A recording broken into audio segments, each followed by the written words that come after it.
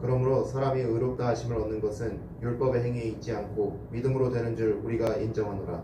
하나님은 영이시니 영과 진리로 예배할지니라.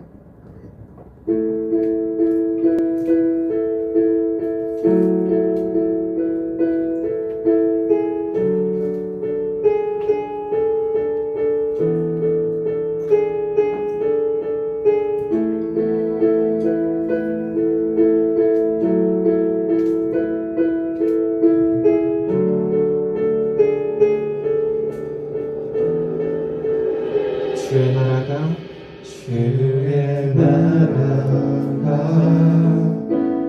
임할 때 하나님 임재하실 때 예배가 회복되면 기적이 일어나네. 전능하신 주 영원하신 능력의 통치자 자유가 선포되어 주 백성 돌아오네.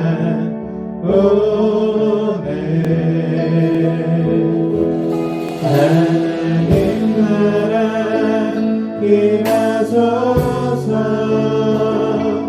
영광과 존귀 능력과 위엄 놀라운 사랑의 기적의 하나님 지금 이곳에 오소서.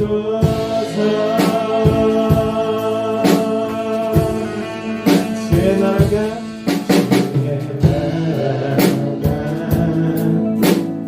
임할 때 하나님 임재하실 때 예배가 회복되면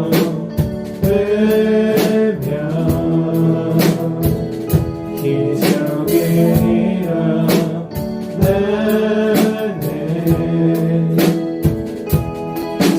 전능하신 주 영원하신 능력의 통치자 자유가 선포되어 주 백성 돌아오네.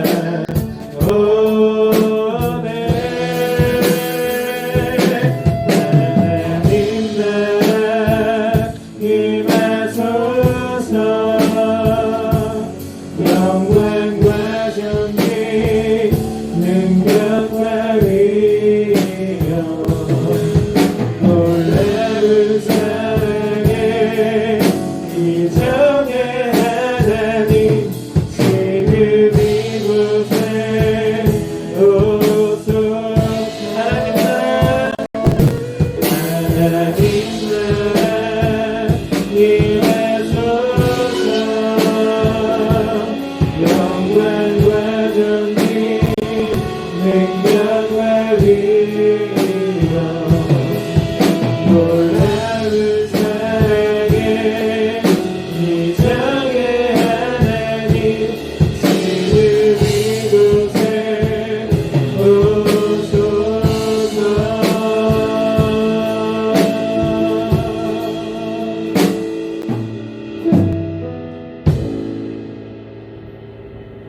사랑과 은혜가 풍성하신 아버지 하나님, 한 주를 돌아보면서 하나님 앞에서 저희의 부끄러운 죄를 고백합니다.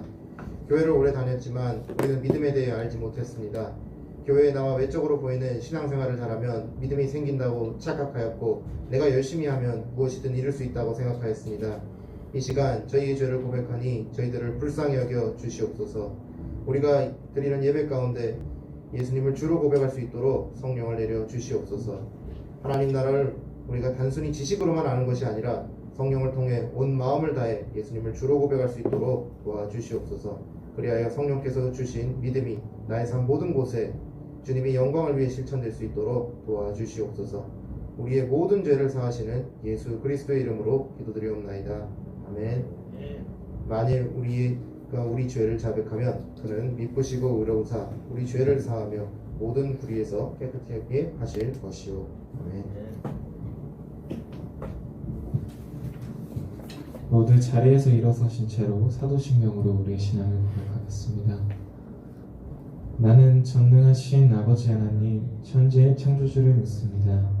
나는 그의 유일하신 아들 우리 주 예수 그리스도를 믿습니다.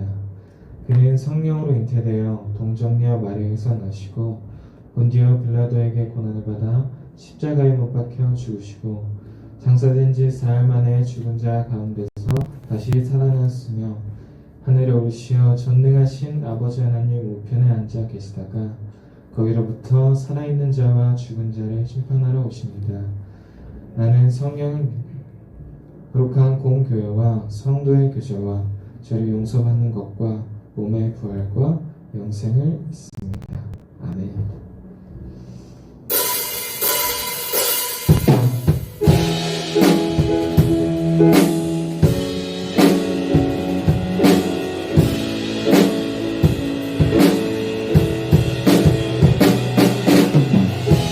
우리가 이 자리에 나와 기쁨으로 주님께 찬양드리며 나아갑니다. 우리 다 함께 박수로 찬양하며 나아갑시다.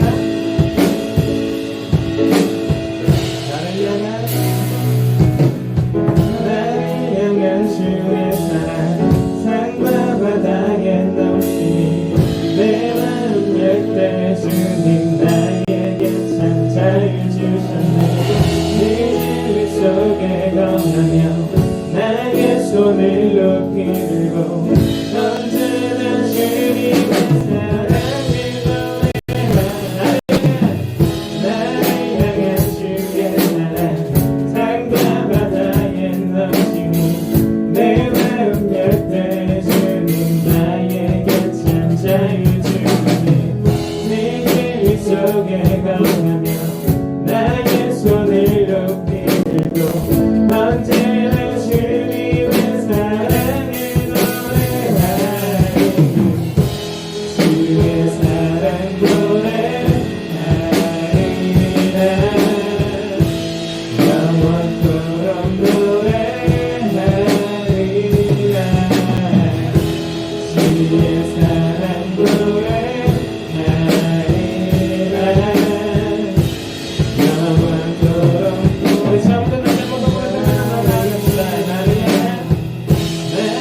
향한 주의 사랑 산과 바다에 넘치니 내 마음 열때 주님 나에게 참 자유 주시니 내 진리 속에 걸어가며 나의 손을 높이 들고 언제나 주님의 사랑을 노래하라.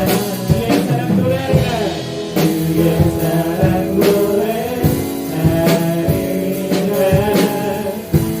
영원토록 노래하리라. 주의 사랑 노래하리라. 영원토록 노래하리라. 우리 다시 마음에 들고 나갑시다. 내가 춤을 출 때 내가 춤을 출 때는 남이 웃겠지만 그들도 주할 때 되면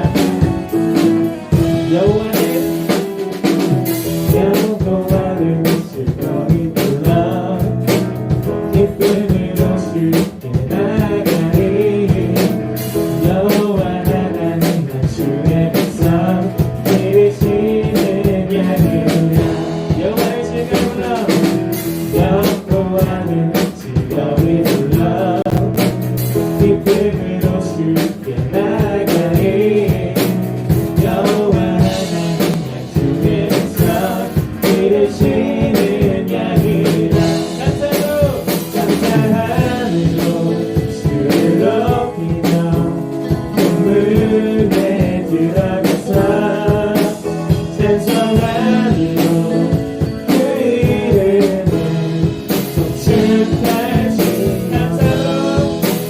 감사함으로 주를 높이며 은근에 드러났어 찬송함으로 그 이름을 처음부터 다시 한번 더 고백합시다.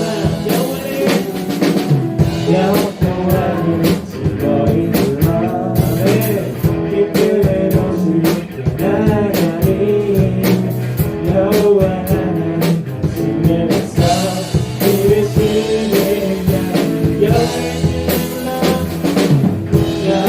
영원히 즐거이 불러 기쁨의 모습을 나가리 여호와 하나님 말씀을 받서 이르시는 양이 감사함으로 주를 높이며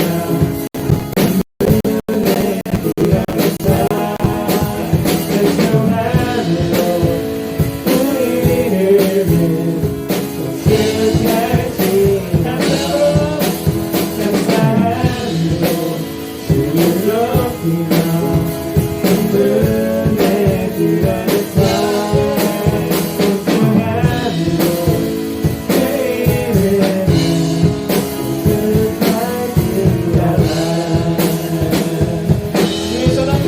주의 선함과 인자하시니 영원하고 주의 성실하시니 대대에 이르리로다 감사함으로 주를 높이며 금문에 들어가서 찬송함으로 그 이름을 송축하시며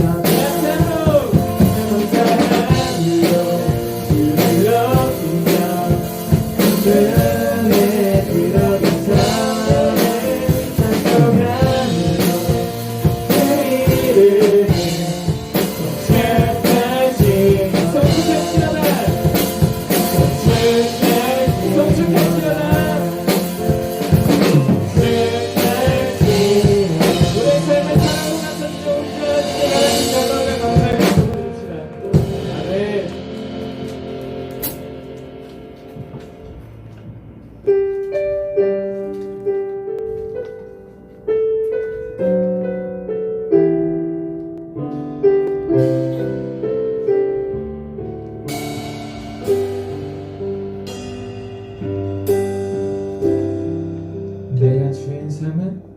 내가 주인 삼은 모든 것 내려놓고 내 주 대신 주 앞에 나가 내가 사랑했던 모든 것 내려놓고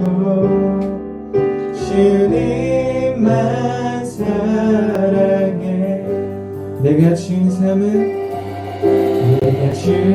삼은 모든 것 내려놓고 내 주 대신 주 앞에 나가 내가 사랑했던 모든 것 내려놓고 주님만 사랑해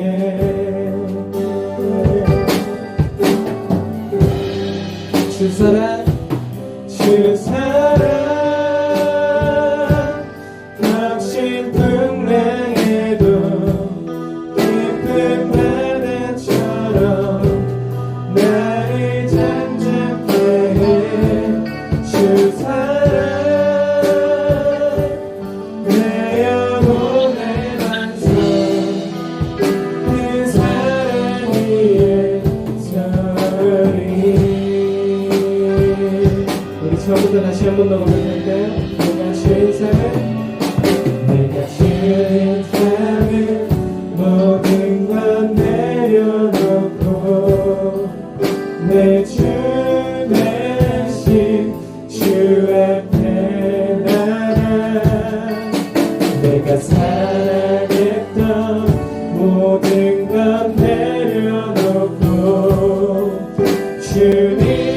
나만 사랑해 주 사랑의 거친 풍랑에도 주 어떻게 사랑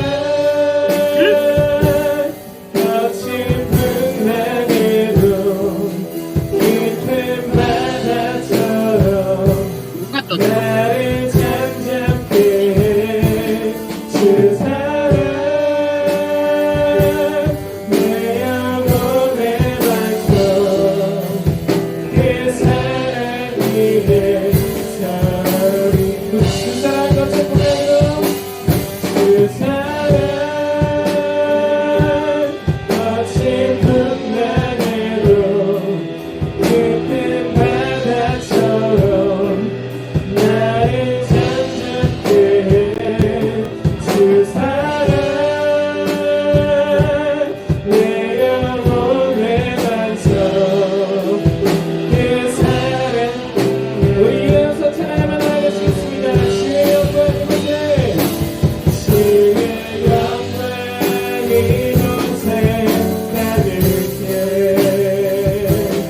우리 섬에 주님과 함께 찬양하며 우리는 전진하리 아멘 모든 열망 주올 때까지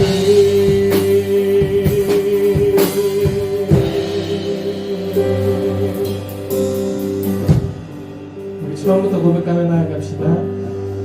내는 주의 영광을 보내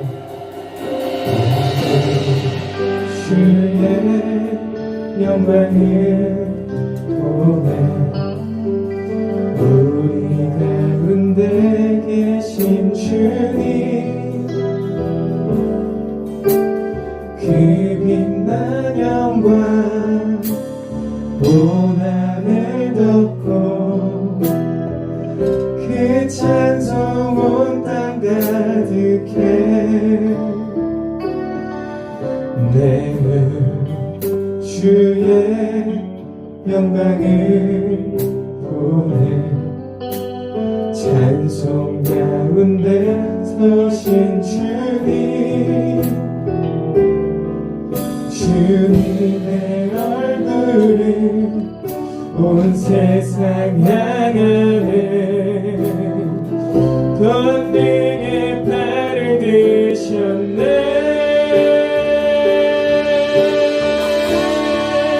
주의 영광 주의 영광 이곳에 가득해 우리 섬에 주님과 함께 찬양하며 우리는 전진하리 모든 열방 주올 때까지 주의 영광 주의 영광 이곳에 가득해 우린 섬에 주님과 함께 찬양하며 우리는 전진하리 모든 열방 주볼 때 우리 한번 더 고백합시다. 주의 영광 주의 영광 이곳에 가득해 우리 섬에 주님과 함께 찬양하며 우리는 전진하리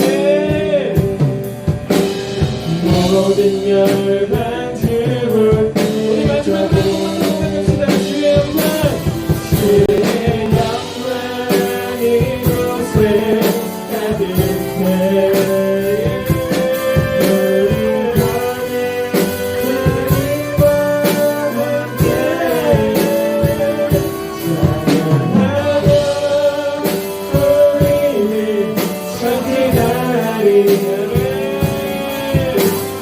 모든 열방 주볼 때까지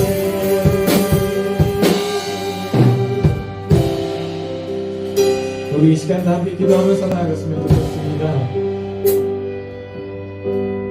우리가 생활할 때, 우리가 세상 속에서 살아갈 때 나의 행동과 나의 행실과 나의 모습이 주의 영광을 위한 것이었던지, 그것이 오로지 나를 위한 것이 아니었는지 우리 다시 한 번 더 이 자리에서 고백하는 시간이 되길 원합니다. 하나님 아버지, 나의 주인 되신 아버지, 내가 주인 삼은 주를 따라갑니다.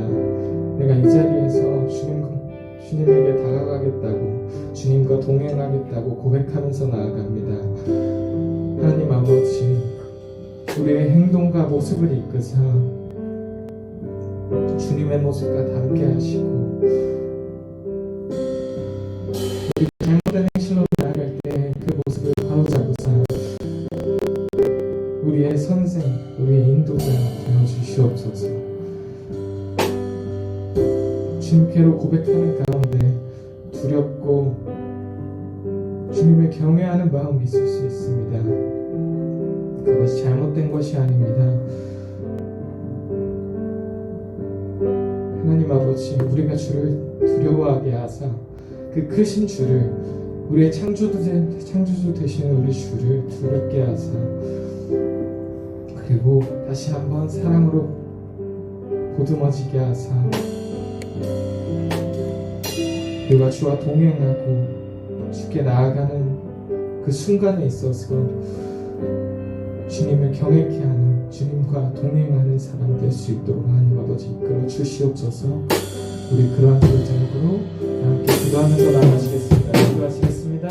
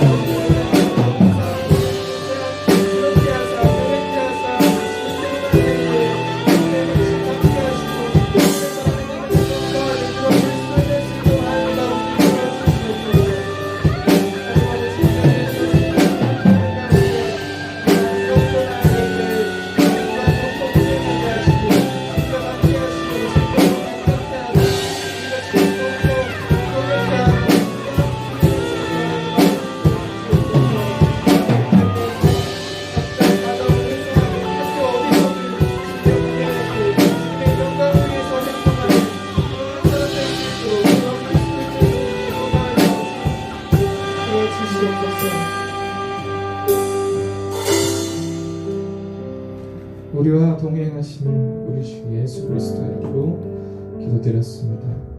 아멘. 모두 자리에 앉아서 기도와 말씀 운동 하시겠습니다.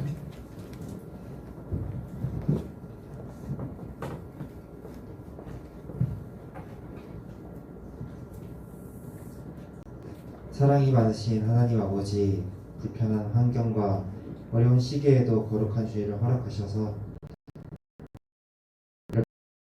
드립니다. 아쉽게도 많은 친구들과 모든 선생님이 참석하지 못하지만 각자 예배를 드리는 곳과 기도의 자리에서 하나님과 친밀한 교제를 갖게 되길 원합니다. 지금 겪고 있는 어려운 시간들을 통해 주위의 어려운 이웃을 돌아보고 우리 교회와 공동체를 돌아보고 하나님 우리 죄를 하나님과 관계를 깊이 생각하는 시간이 되게 해주세요. 사랑이 많으신 하나님 아버지, 지난 일주일 동안 세상에 살면서 나의 필요와 욕심의 마음을 두고 우리에게 가르쳐 주신 말씀대로 살지 못한 모습들이 많이 있습니다. 이 시간 어두운 모습을 내려놓으니 우리 죄를 예수 그리스도의 보혈로 깨끗게 하시고 빛으로 나아가게 해주세요. 전능하신 하나님 아버지, 우리에게 세상의 빛과 소금이 되라 하신 말씀대로 살아가길 원합니다. 친구들에게는 친절할 수 있게 해주시고 속한 공동체를 화목할 수 있게 지탱할 수 있는 힘을 주시고 화가 날 때에는 입술을 조심하게 하시고 어리석은 얘기에는 지혜롭게 얘기할 수 있도록 하시고 불의한 일에는 단호하게 대처할 수 있게 하시고 받은 도움보다 더 큰 도움을 베풀 수 있게 하시고 매 순간마다 하나님께 지혜를 구하며 행동할 수 있게 해주세요. 하나님, 이번 주에는 가장 큰 명절인 설 연휴를 보냅니다. 사랑하는 가족들을 만나고 또 오고 가는 길을 안전하게 지켜주시고 오랫동안 보지 못해 담아두었던 아쉬운 마음을 비우고 고마운 마음과 풍성한 감사함을 채워올 수 있게 해주세요. 오늘 설교 말씀을 전해주실 전도사님을 위해 기도합니다. 전도사님을 통해 하나님의 말씀을 들을 수 있는 소중한 시간이 되게 해주세요. 예배의 시작과 끝 또 한 주를 주님께 맡기며 이 모든 말씀 예수님의 이름으로 기도드렸습니다. 아멘.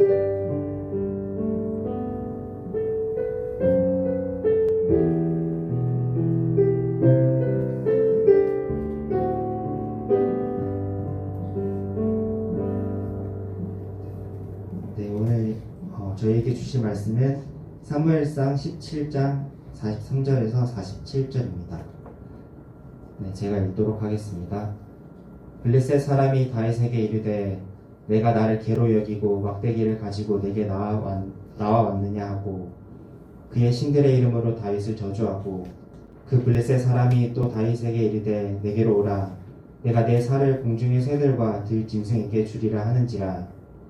다윗이 블레셋 사람에게 이르되 너는 칼과 창과 단창으로 내게 나아오거니와 나는 만군의 여호와의 이름 곧 내가 모욕하는 이스라엘 군대 하나님의 이름으로 내게 나아가노라. 오늘 여호와께서 너를 내 손에 넘기시리니 내가 너를 쳐서 내 목을 베고 블레셋 군대의 시체를 오늘 공중의 새와 땅이 들 짐승에게 주어 온 땅으로 이스라엘에 하나님이 계신 줄 알게 하겠고 또 여호와의 구원하심이 칼과 창에 있지 아니함을 이 무리에게 알게 하리라. 전쟁은 여호와께 속한 것인즉 그가 너희를 우리 손에 넘기시리라. 아멘.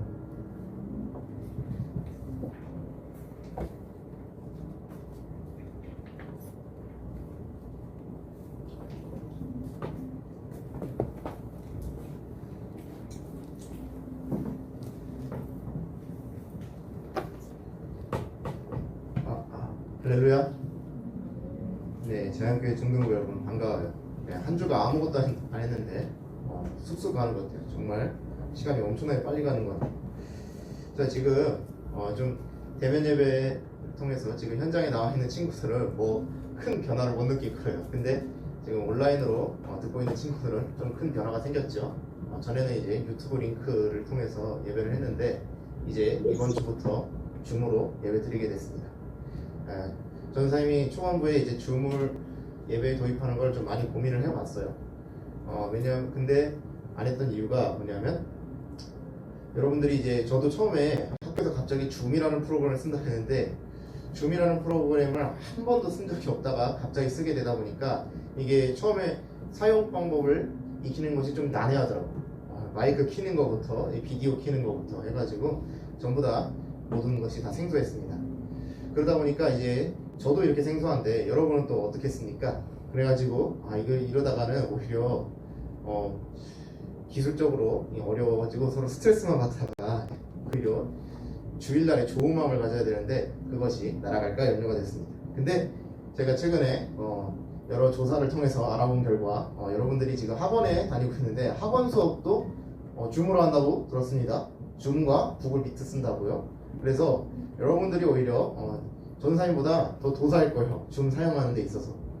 그래가지고 이제 줌으로 예배를 해도 되겠구나. 여러분들이 이제 익숙하기 때문에 충분히 시기가 되었다 해서 도입을 하게 되었습니다.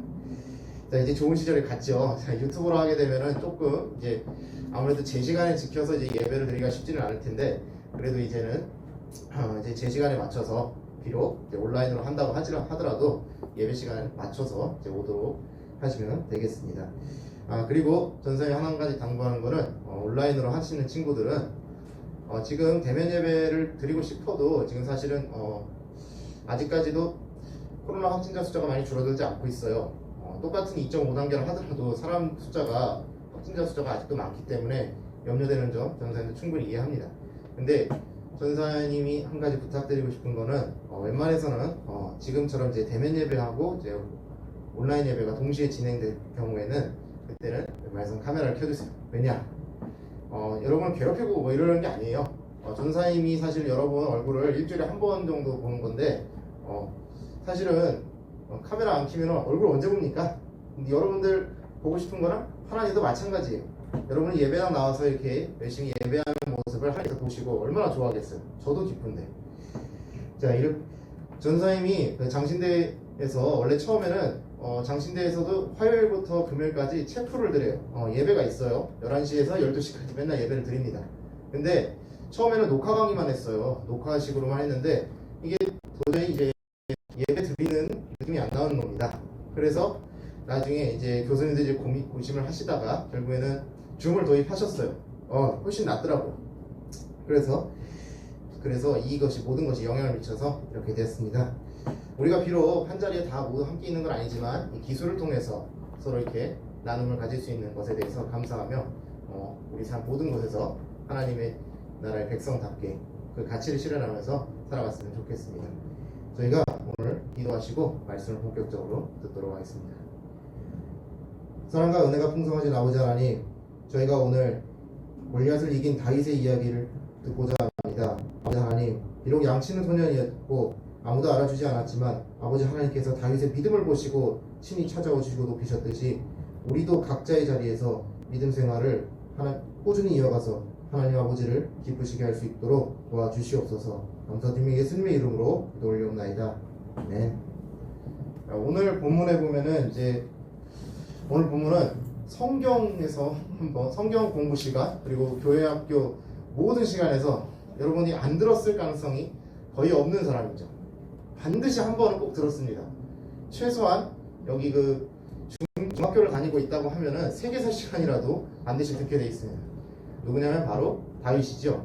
이스라엘에 그 4명의 이제 성군이 있었다고 전사님이 저번 시간에 가르쳐줬죠. 우리가 지난 시간에 히스기야 왕에 대해서 했었는데 그 4명 중에서 가장 첫 번째가 바로 다윗입니다. 다윗이 이스라엘 몇 번째 왕이죠? 두 번째 왕입니다. 두 번째 왕. 원래 첫 번째 왕은 사울이죠. 사울. 근데 이 다윗에 대해서 우리가 가장 잘 알고 있는 사실이 무엇이냐면 다윗은 골리앗과 싸워서 이겼다. 골리앗을 물맷돌을 던져서 한 방에 이긴 소년. 이래가지고 항상 골리앗하고 다윗은 세트로 항상 옵니다. 다른 이야기는 잘 몰라도 골리앗하고 다윗 이야기는 세상에 많은 사람들도 잘 알고 있어요. 다윗이 나중에 그 사울이 기브아 전투에서 패배한 다음에 그 다음에 이제 왕이 되는데 하나님께서 이스라엘이 아무리 그 우상 숭배를 하고 범죄하고 하나님 마음을 슬프게 해서 심판을 받아도 이스라엘이 결국에는 하나님께서 이제 회복시키신다 이런 말이 계속 구약 성경과 신약 성경에 계속 많이 나와요. 물론 이게 신약 성경까지 가게 되면 그게 다 교회라는 거지만 왜 이런 말이 계속 나올까? 그런데 그런 게 항상 보면은 사울과의 언약을 지킨다고 하나님 표현하지 않으세요. 항상 다윗과의 언약을 내가 지킬 것이다. 그 언약을 통해서 내가 회복시키실 것이다. 이런 식으로 얘기를 하셔요. 그래서 사울은 저리 가고 원래 첫째가 좀 으뜸이라 가지고 많이 주목을 받는 편인데 다윗이 가장 으뜸이 됩니다. 이렇게 생각하면 우리가 다윗이 도대체 어떤 인물이길래 이토록 하나님께서 다윗을 주목하시는지 궁금하지 않을 수 없습니다.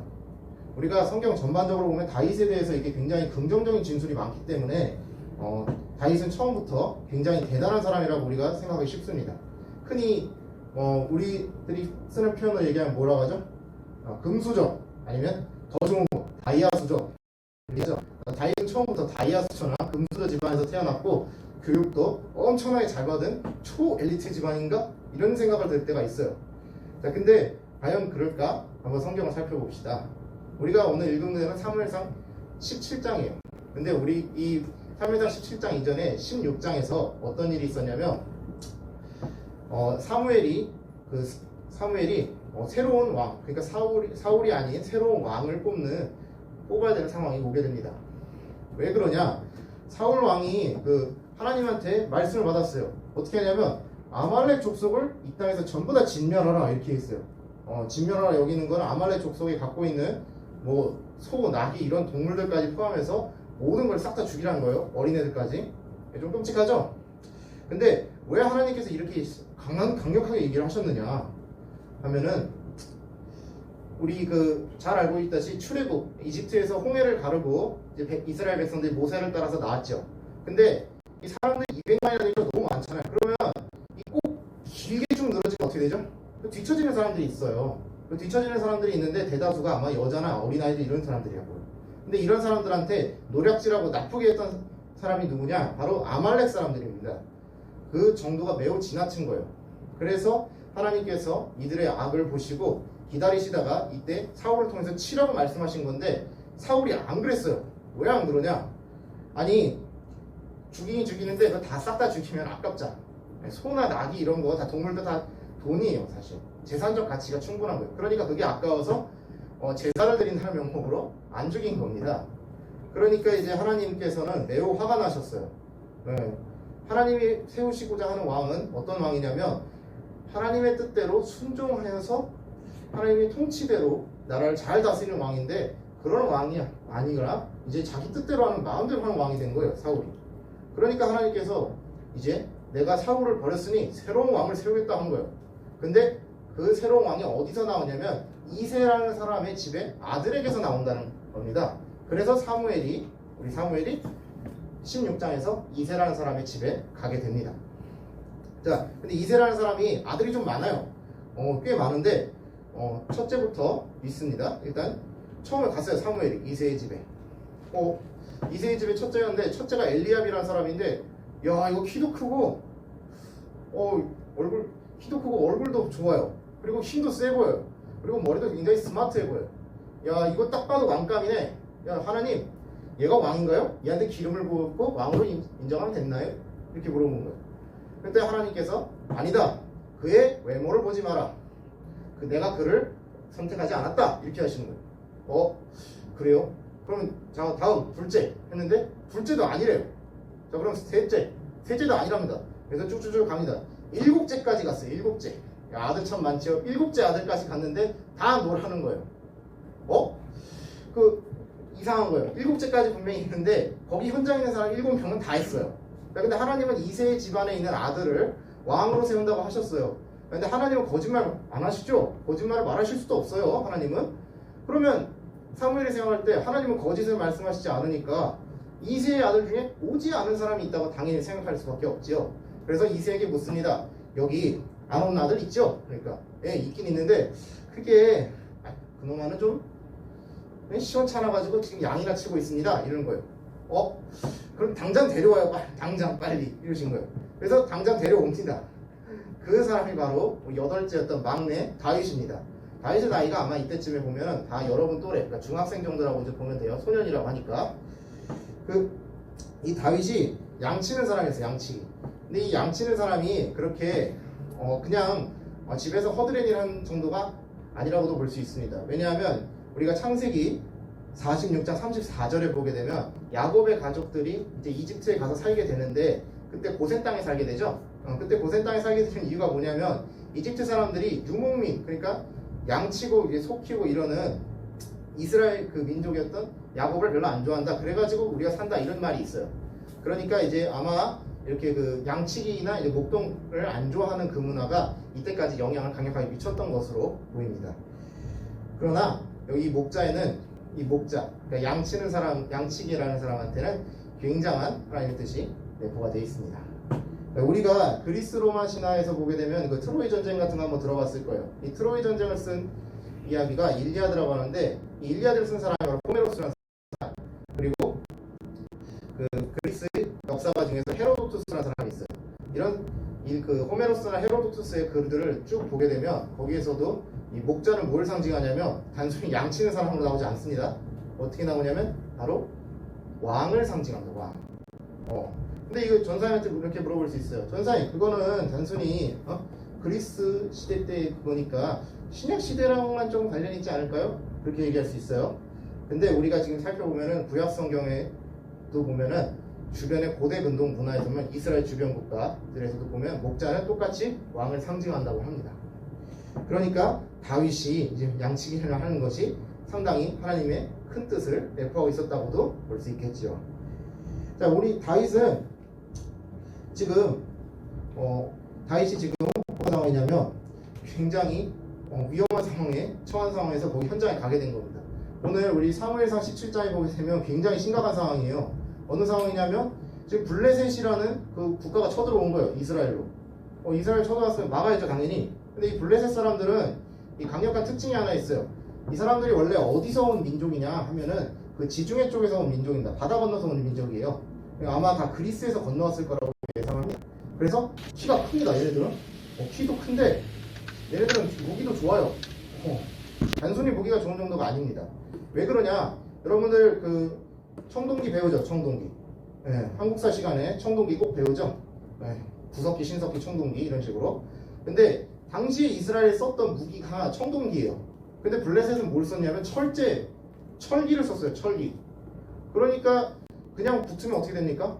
청동칼하고 철제칼, 철로 만든 칼하고 붙으면 철로 만든 칼이 청동칼 통째로 그냥 박살내면서 그냥 잘라버리죠. 강도에도 상대가 안 됩니다. 청동은. 그런데 청동에는 또 하나 약점이 있어요. 여러분들이 한국사 그 문제 풀 때 항상 함정이 하나 있죠. 뭐냐? 청동 농기구 있나? 이렇게 물어본다. 청동기는 만들기가 워낙에 비싸기 때문에 이걸 농기구로 쓸 수가 없어요. 강도도 약할 뿐더러. 그래서 청동기를 쓸 때는 항상 같이 나오는 게 뭐냐면 석기도 같이 썼다 이런 거예요. 돌로 만든 거. 그러니까 지금 보면은 이스라엘 상황이 어떠냐면 그 주요 장군이나 이제 사울 같은 사람들만 이제 청동기 이제 칼 같은 게 있고 나머지는 뭘로 싸우냐면 근사한 무기가 아니에요. 우리가 생각하는 그게 아니고 다 곡괭이나 그 돌 같은 거 그런 거 들고 싸우는 거예요. 이 상황이 매우 열악하죠. 저쪽 블레셋 사람들은 이제 철기로 된 거, 창, 도끼 뭐 이런 거 다 들고 있는데 우리는 무기도 없어요. 자, 그리고 여기 한술 더 떠서 진짜 최악의 상황이 하나 더 있습니다. 뭐냐? 진짜 넘을 수 없는 보스 몬스터. 바로 골리앗입니다. 자, 사무엘상 17장 4절에 보게 되면 이 골리앗의 이제 신장이 얼마나 되는지, 키가 얼마나 되는지 나와요. 6규빗에 한 뼘이래요.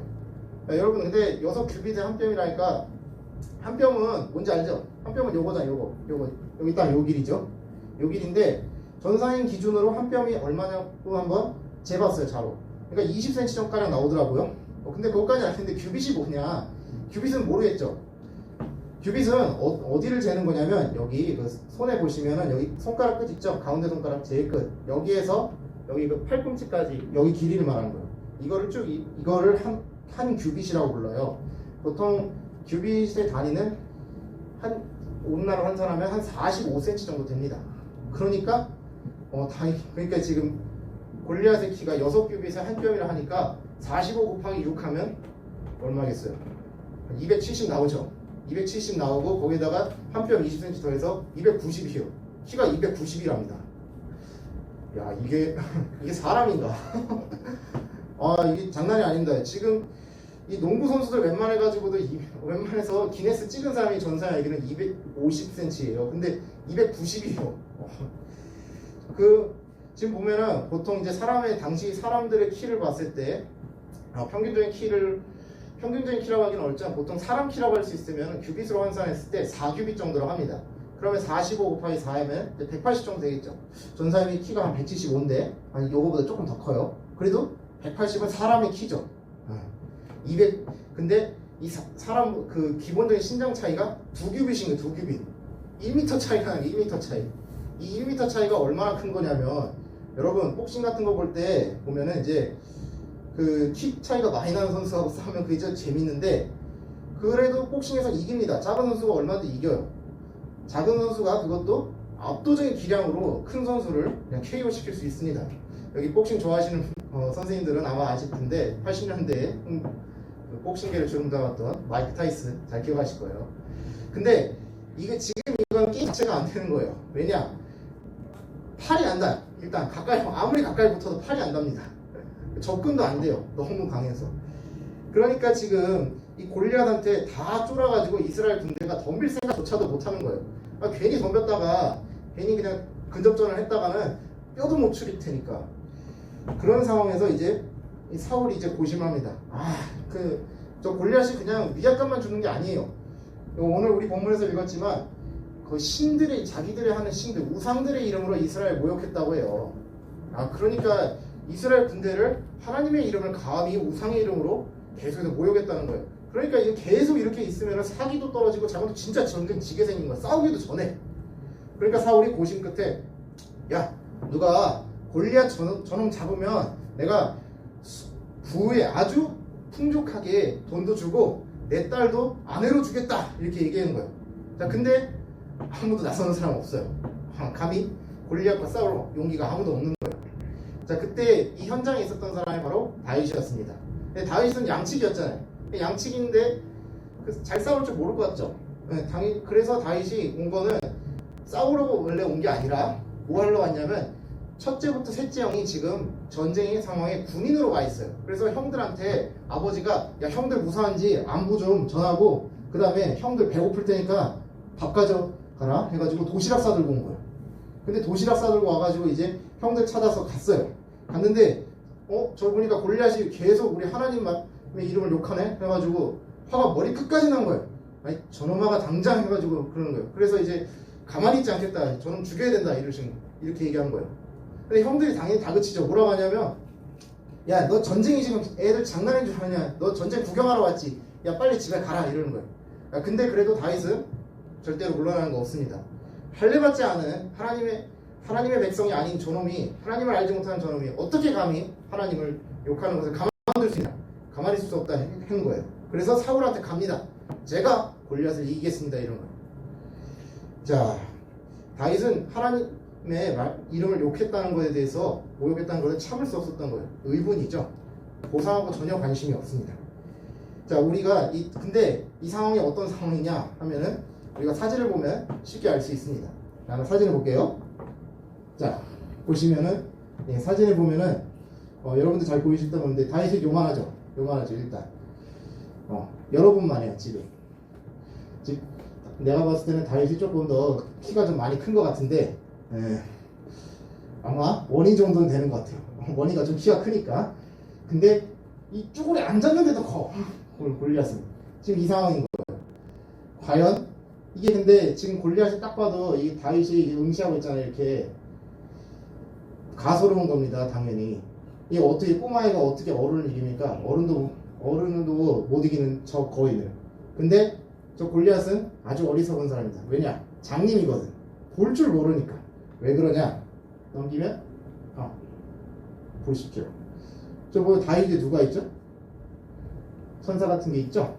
자 성령 하나님께서 같이 계시기 때문에 다윗은 하나님께서 자신과 함께 한다고 믿었기 때문에 골리앗한테 용기를 내고 나갈 수 있는 거예요. 자 저 천사가 있으니까 이거 상황이 다르죠? 다윗만 있으면 그냥 지는 건데 성령 하나님께서 함께 있으니까 그냥 정면으로 붙어도 골리앗이 칼에 썰리게 생겼습니다. 자 그래서 다윗이 이렇게 고백하는 겁니다. 야 너는 칼과 창과 단창으로 나에게 맞선다. 그러나 나는 네가 모욕하는 하나님의 이름으로 너를 맞서고 너를 이길 것이다. 오늘 하나님이 너를 이기게 하고 그 영광을 내가 하나님께 돌릴 것이다. 이렇게 선포하는 겁니다. 자 그러면 우리가 오해할 수 있는 게 하나 있어요.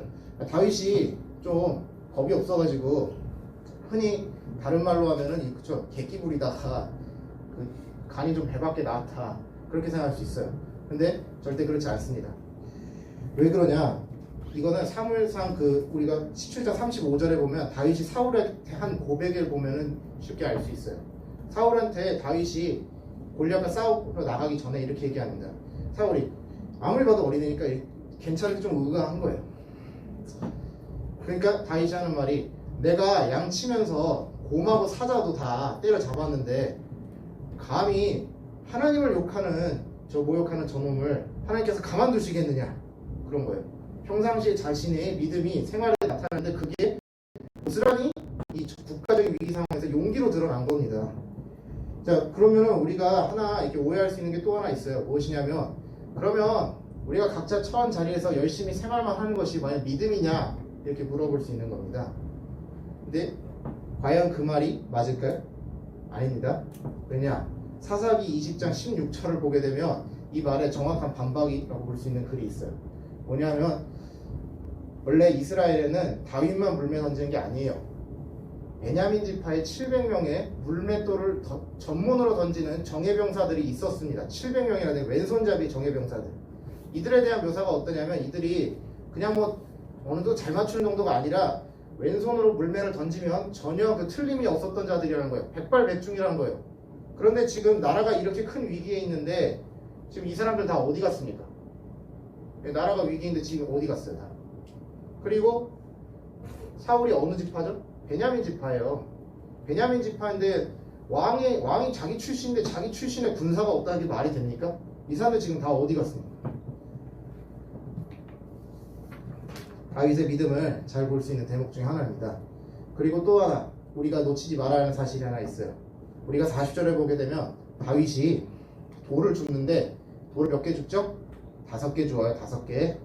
근데 우리가 이 성경을 쓸 때 왜 돌을 여러 개 그냥 주었다 이렇게 얘기 안 하고 왜 5개를 주었냐 이렇게 숫자를 구체적으로 묘사한 게 참 그것에 주목해야 돼요. 왜 그러냐? 이렇게 그러면은 5개 주는 건 전사 이겁니다. 이 골리앗 하나니까 일단 안 맞을 수 있잖아요. 그러니까 20% 확률로 하나, 둘, 셋, 넷, 5 중에 맞으면 된다. 그렇게 생각할 수 있어요. 그게 그냥 여기 본문만 보면 합리적으로 보입니다. 근데 사무엘하 21장 15절 이하를 읽어보면은 아니에요. 왜 그러냐면 사무엘하 21장 15절 이하를 읽어보면 골리앗 외에 골리앗과 똑같은 3m에 달하는 거인이 4명이 더 있었다고 나옵니다. 자, 그러면은 다윗이 봤을 때 이 골리앗의 이 동생도 거인이었는데 이 사람들이 동시에 전장에 있어서 확률이 매우 높아요. 왜냐? 키 큰 사람이 있기만 해도 우리 쫄잖아. 일단 쫄는데 그런 사람이 여러 명 있으면은 얼마나 그 위압감을 줄 수 있겠습니까? 그러니까 거의 있었다고 확실할 수 있어요. 그러니까 다윗이 5개를 준 이유는 무엇이다? 저기 골리앗 하나 잡고 그 다음에 또 다음 타자 나오면 또 한 번 잡고 계속 다 죽이겠다 그 마음으로 나온 거예요. 백발백중으로 100% 확률로 나는 하나님이 승리하게 하실 거라는 믿음을 가지고 나온 거예요. 안 맞으면 또 던진다 이게 아니에요. 우리가 이제 교회에 나와서 보면은 성경이 고지고대로 그냥 그대로 믿어지지 않으시는 분들이 꽤 있어요. 왜 그러냐면 성경이 그냥 하나의 전래동화다. 그냥 하나의 뭐 그런 이야기지 뭐 그런 이야기가 전해져 내려온다. 이렇게 생각하시는 분들도 종종 있어요. 교회 생활은 열심히 하시는데도 불구하고 우리가 놓치지 말아야 할 사실은 믿음은 성령이 하나님이 주시는 거예요. 우리가 열심히 해서 무언가를 열심히 해가지고 성령 충만함을 받는 게 아니에요. 하나님께서 우리에게 믿음을 주셔야만 성령 충만해지는 거고 성령 하나님의 도움 없이는 우리는 예수님을 믿을 수가 없는 거예요. 자, 그러면 우리가 어떻게 기도해야 돼요? 평상시에 예수님이 안 믿어지는 친구도 있을 거예요. 잘 성령 하나님이 믿음을 주셔야 믿어지니까 얼마나 답답하겠습니까? 다른 사람은 당연히 하나님이 계시고 창조부터 예수님의 재림까지 다 믿어지는데 나는 안 믿어진다. 그러면 어떻게 할까요? 우리가 기도해야죠. 하나님, 제가 예수님을 믿을 수 있도록 기도해야 됩니다. 마태복음 7장 7절 이하에 보게 되면 예수님이 하나님 아버지께 뭐든지 다 기도하라고 하시죠. 거기서 보면 물질적인 것도 주시지만 영적인 것도 다 주신다고 지난 시간에 설명해 드렸습니다. 그때 여기서 하나님한테 구할 수 있는 것 중에 가장 좋은 게 뭘까 하면은 바로 하나님 나라를 상속받는 겁니다. 하나님 나라의 백성이 되면 이 땅의 물질 이런 거는 아무 비교가 안 될 만큼 엄청난 영광을 하나님과 함께 하게 되는 겁니다. 그렇기 때문에 여러분들이 항상 하나님께 저에게 믿음을 주십시오 하고 기도하는 겁니다. 그리고 우리가 일상생활에서 할 때도 다 똑같아요. 일상생활을 할 때 믿음을 하나님께서 주셨듯이 우리가 직접 무언가를 열심히 해서 내가 이 결과를 이뤘다 이런 게 아니에요. 정확하게 말하면 물론 열심히 해야 돼요. 근데 열심히 하는데 그거를 성령 하나님께서 보시고 나서 그 다음에 결과를 주는 거예요. 그게 오늘 바로 47절에 나와서 전쟁은 칼과 창에 있지 않고 여호와 하나님에게 달려있다는 그 신앙 고백에 담겨있는 겁니다. 아무리 열심히 하다 하나님의 손 들지 않으면 우리가 진다 이거예요. 우리가 아무리 많은 군대가 있어도 하나님께서 우리 손을 들어주셔야 이긴다는 겁니다. 사랑하는 자연교회 중등부 여러분, 이번 주부터 이제 예배를 온라인 예배는 줌으로 드립니다. 아, 이게 학교 수업도 많은데 교회에서도 줌 써야 되나 하고 이제 답답하고 짜증날 수 있어요. 그러나 저와 여러분이 이제 참된 믿음이 있다면 과연 이거를 율법적으로 이제 그렇게 하진 않겠죠. 기쁜 마음으로 하나님께 예배드리고자 할 겁니다. 자, 우리가 믿음대로, 우리가 갖고 있는 믿음, 참된 믿음대로 각 자리에서 모두 실천할 수 있도록 그런 신앙생활을 이어나갔으면 좋겠습니다. 비록 양측이 아무도 알아주지 않았지만 하나님께서 다윗의 믿음을 보고 먼저 찾아오셨고 왕으로 세우려 찾아오셨고 그리고 골리앗을 이기기까지 영광을 주셨듯이 여러분 각자의 처소에서 믿음을 가지고 생활할 때 하나님께서 여러분을 찾아오실 거고 여러분을 높이실 겁니다. 말씀을 맺도록 하겠습니다. 사랑과 은혜가 풍성하신 아버지 하나님, 저희가 오늘 사무엘상의 말씀을 통해서 아버지 하나님께서 다윗의 믿음을 보시고 찾아오시는 것을 보았습니다. 아버지 하나님, 저희가 생활에서 저희가 노력해서 저희가 모든 것을 쟁취할 수 있다고 흔히 착각에 빠져 삽니다. 아버지, 성령 하나님께서 믿음을 주시듯이 저희에게 결과를 주시는 분은 성령 하나님이십니다. 아버지 하나님, 저희가 그 사실을 잊지 않고 언제나 믿음을 가지고 생활 모든 곳곳에서 하나님 나라의 가치를 실천하며 기쁜 마음으로 살아갈 수 있도록 도와주시옵소서. 감사드리며 예수님의 이름으로 기도 올려옵나이다. 아멘. 자, 함께 헌금하는 시간 갖도록 하겠습니다.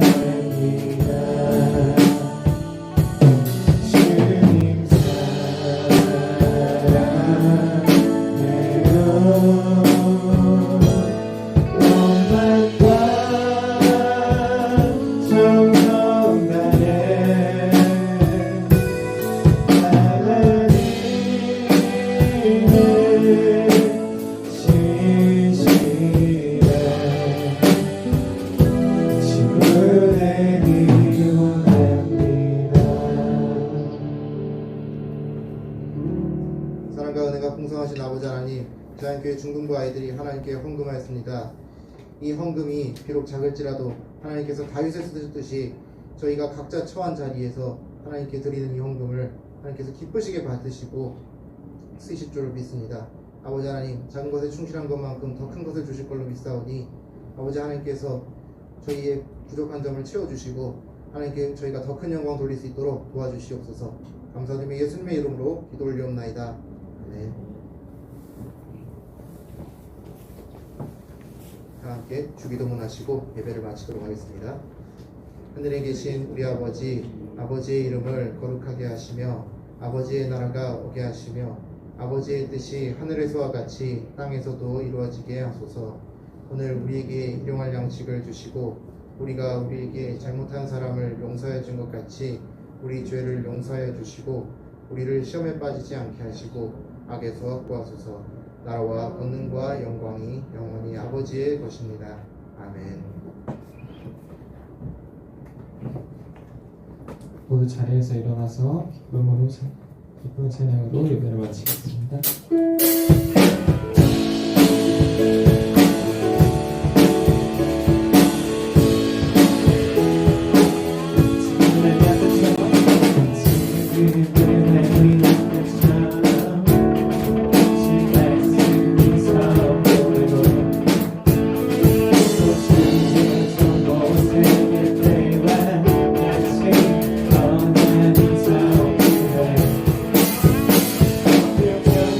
Baby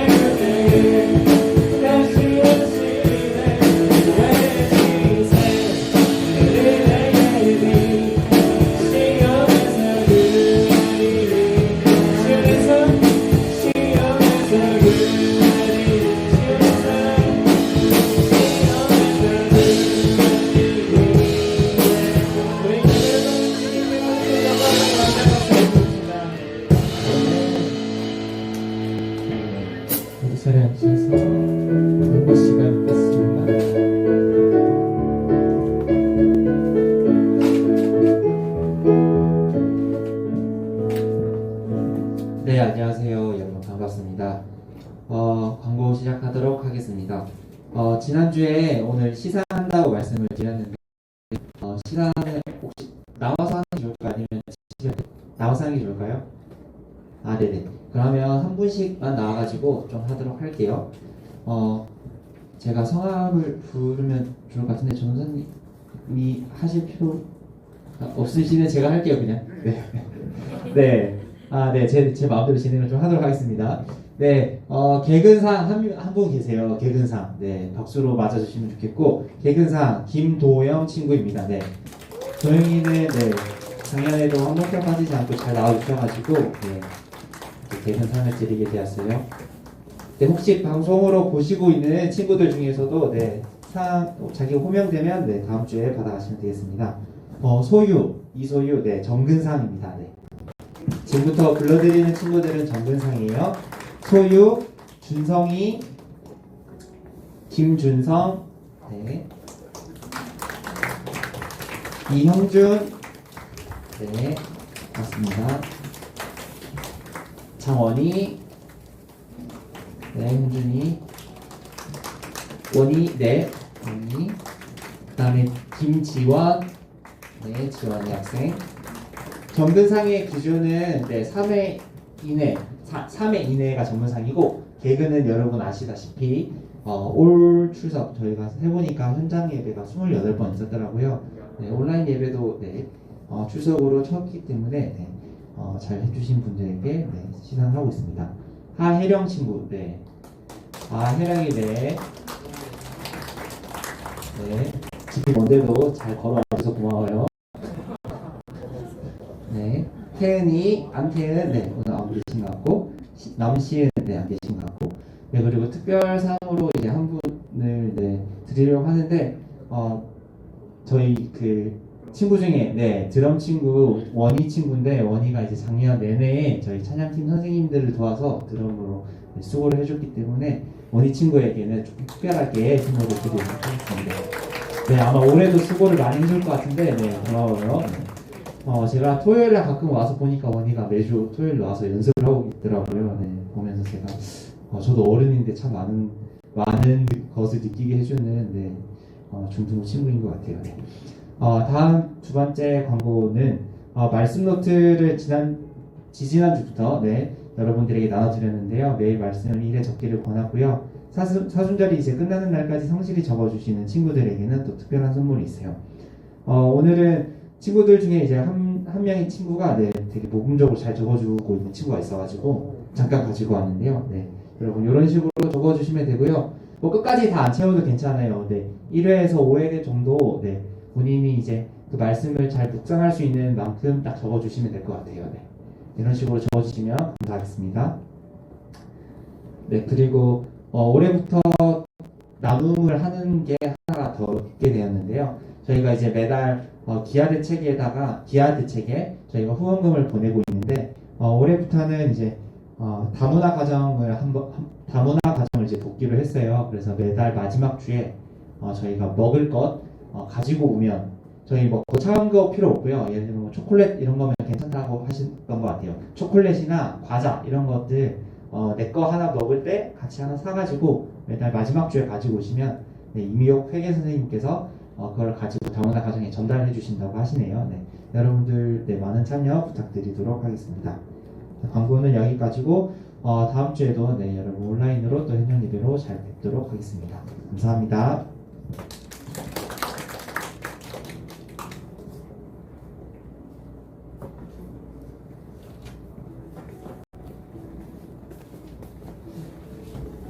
네, 나가죠. 녹화 중.